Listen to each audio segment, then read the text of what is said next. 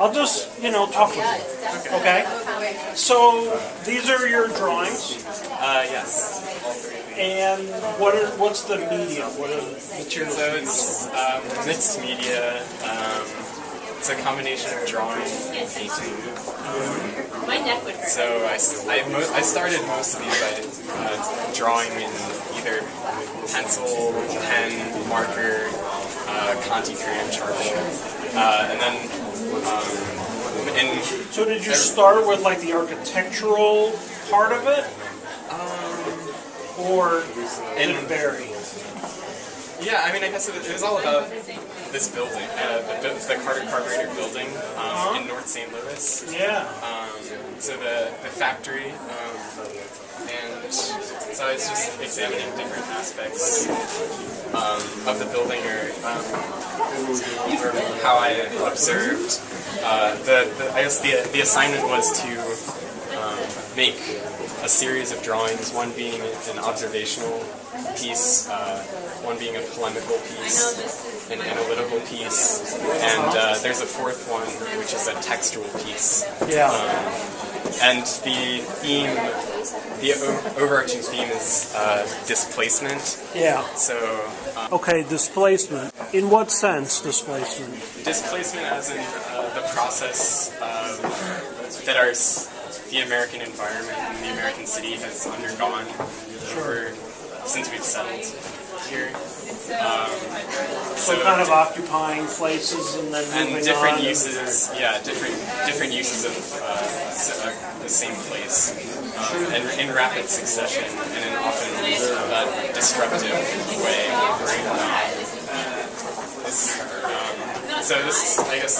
And it's not only the displacement of what has happened on the site, but the process of working on this series of drawings slash paintings is a method of displacement, because I started. There are multiple layers, and each layer displaces the previous layer. Right. So it looks like, what I'm just looking at, there's sort of cobblestones, chain link fence? Chain link, yeah. Or is it all chain link fence? The idea was to capture the essence of the chain link fence. And it started out a little shaky, and I made a stencil to make the idea stronger, so it wasn't just this kind of waviness. Right. It's unclear. Yeah, when I see it curving, that's what made me think of... it starts out unclear as to what it is, and then so I clarified the idea a little more with each layer. So in what sense would you say that this is polemical? Well, this one was mostly from my imagination, or my memories of the site, how I emotionally reacted to it. Sure. Whereas the other pieces this one is based on an actual image of the site. And this is analyzing an aspect of the building. So this one, is it based on like a photograph or a series of photographs or something? Or just a view? More of a view. I have similar photographs, but it's mostly a view, a place I went to on the site most of the times I went back to it. So were you like looking through something? Yeah, I guess in actuality, no. Okay. But in this piece, yes. This is layering this billboard that sits atop the building, and these external components that aren't structural, but they're pipes. So you kind of collaged different elements that you're finding in the building? Yeah, so this is different, collage of different elements, different views. So I started with this view on the bottom, kind of small, and then I had to fill up the canvas, so I made it bigger. Right, so you got kind of this big perspective, and then this smaller perspective? Yeah, and I started with this one, this one like pastel, this one pastel. I did that at the site. So I sat on the site and sketched what I saw on the canvas, and then went back and made this larger painting image, and then finally made a step down this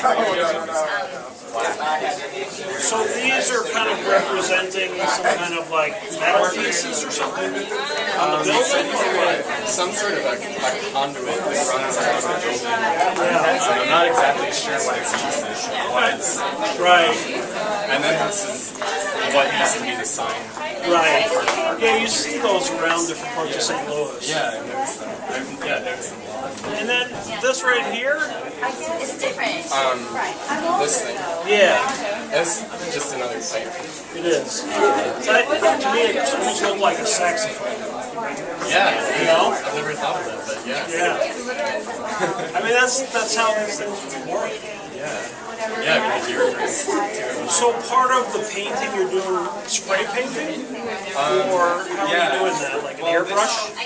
It was spray paint. So the final layer was mostly black spray paint over a stencil, through a stencil. And so I did that on pretty much every piece.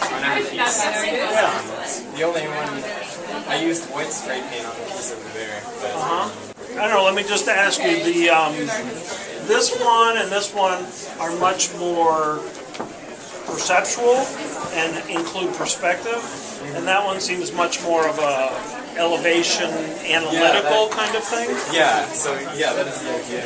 Okay. Concentrating on one element of the building and examining it in detail and up close. So it's to present a very clear idea of the building. So, was this something that you came up with, or was it part of kind of a project that you were doing So one of my friends, part of your studies, or yeah, it was an independent study.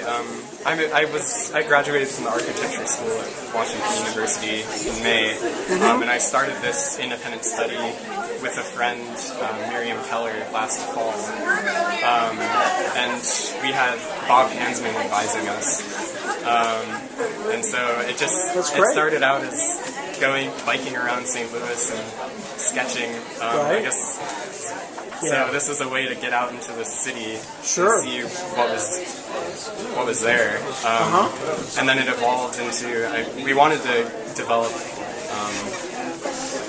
a more in-depth study of some part of, or some aspect of the city, and it resulted in Bob pointed us to Carter Carburetor as a site with a long history and a lot of controversy. And what's the location? So Carter Carburetor, the factory, is located at St. Louis Avenue and North Grand. Okay. Okay.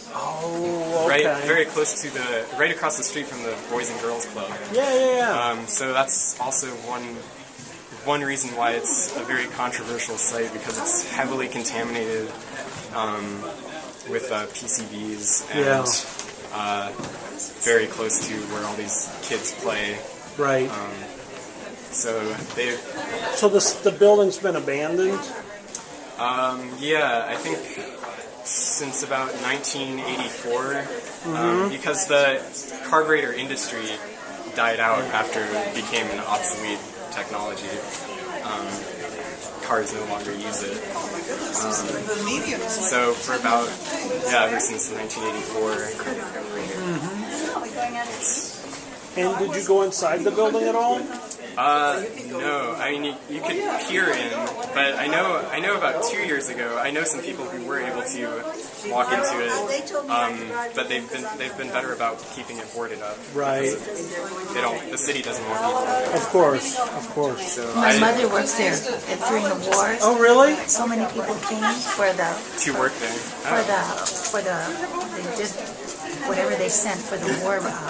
They made it there. Probably, contributed to engines. Oh yes, For tanks and St. jeeps Louis and just things to work like there that. to help them during the war. Interesting. She's 87. Wow. Still living. I would have to tell her. Thanks. It was long after the war when it shut down. Oh yes. Because I knew several guys that worked there. 47 years. It's been a long time though. So it's a pretty massive building, yes? Yeah, you can't miss it. No, I know exactly what building you're talking about because I've been doing similar sort of thing with my camera going around and photographing stuff, and I've been doing mostly all exteriors, but I'm getting more and more interested in going into buildings. Yeah. So this was one that I was looking at and wondering, if I could get in there. I mean, I'm sure you could if you really wanted to. Yeah. I definitely thought about it, but I've also thought it might not be the best idea for my health. Correct. But if you do go in, I recommend buying some sort of respirator mask. Really? I know there's a lot of asbestos contamination, PCB contamination, but I don't know it. One time. I'm certainly not an expert. Yeah, neither am I. But this is my understanding. Asbestos is basically dangerous when it's pulverized and powdery. Yeah. So usually it's used for insulation. Yeah. So it probably Probably on contains. all of the on all of the pipes, And unless you start whacking on the pipes and start, I don't think it will unless you mess with the pipes. Yeah, that's my And my sense about the PCBs is that they're I think they're mostly in the oil and in some of the chemicals, I guess. Yeah, I think most